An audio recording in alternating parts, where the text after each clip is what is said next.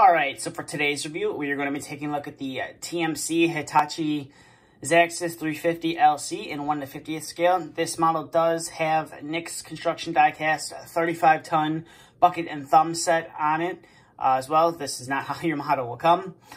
So without further ado, let's get straight into the review. So it's been, I'm not sure how long since I last reviewed a 350.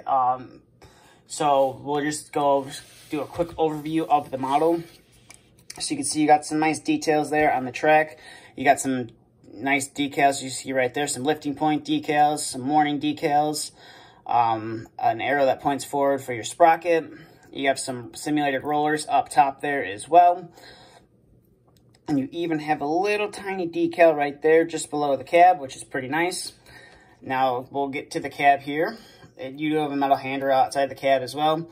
The door will open. It can be very tricky to get this door open since the fit is pretty good. But the door does open, and it opens a full 180, not this 90-degree stuff. If we can get it open here for you guys.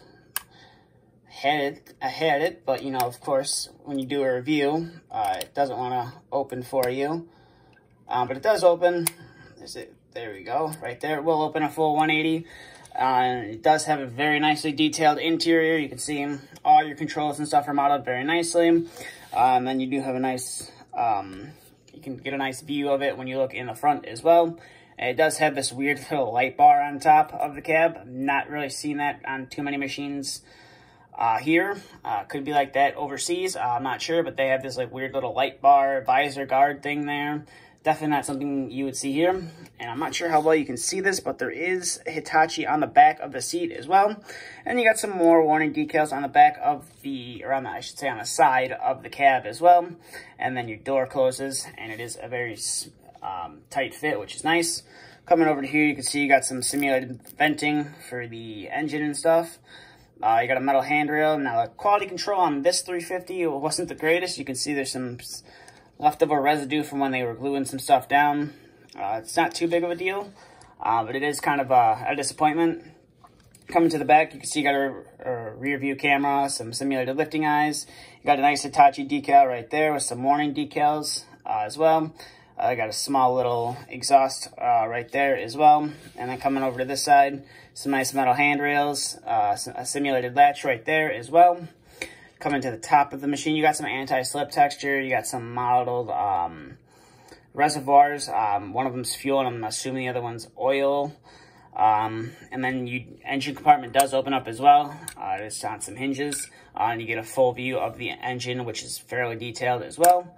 And it just closes back shut like that. And then coming to the front of the model, you can see you have some auxiliary lines that come on the stick, which is nice.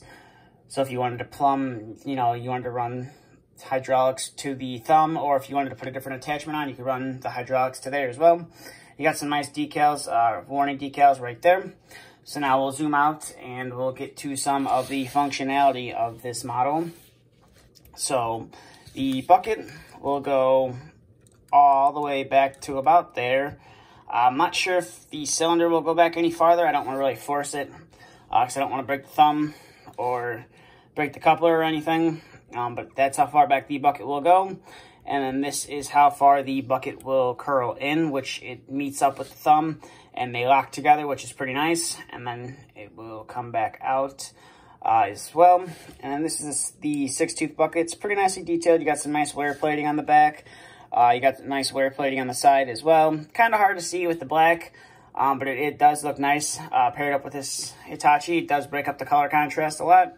And then the thumb has a pretty good range of motion. This is how high up it will go. And then this, and the cylinder on here is very smooth as well. And it can hold almost any position with no problem. And, you know, it does go down to about, I would say, there before it will start to hit the stick, which is pretty cool. And then it goes back up to there. So if you don't want to use it, you could have it stowed up. And have it in the up position. Now this model, same with the previous link belt that I reviewed, this 6-tooth bucket will be staying on here because like I said previously, the quick couplers, it's kind of a pain to get the bucket on and off, and I just don't want to break anything or damage the paint, so this bucket will be staying on. I still do have the other 3 buckets. If you want to see those, you can go check out my review of the white metal set, or you can check it out on Nicks Construction Diecast website. If they're still available, I will have a link to them in the description. But that's pretty much it for this review. See if you have any questions, please feel free to ask. If you'd like to see a review of anything, please feel free to let me know. And if you'd like to follow my social medias, both links are in the description. Thank you for watching, and stay tuned for the next video to be uploaded.